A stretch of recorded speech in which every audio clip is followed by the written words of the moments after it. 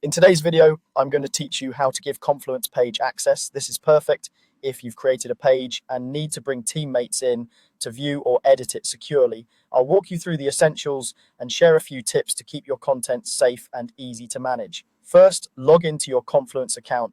Once you're in, remember that Confluence organizes content into spaces, which are like folders for related pages. Start by selecting the space that contains the page you want to share. If you're unsure where it lives, look for your recently visited or starred spaces, or use the search bar to find it quickly. With the correct space open, look to the left panel and click on your page.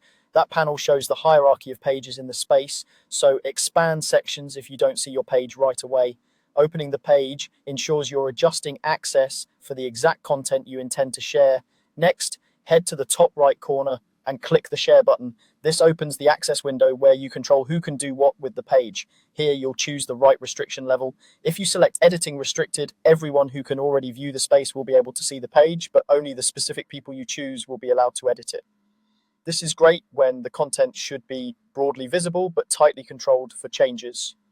If you select viewing and editing restricted, only the people you list will be able to see or edit the page at all. This option is best for sensitive drafts or confidential information where you need strict control. Now, in the invite field, type the email or the name of the person you want to give access to. Confluence will usually suggest matching users from your organization directory. Double check you're selecting the right person and consider using a team group if your organization uses them, since groups make ongoing access easier to manage.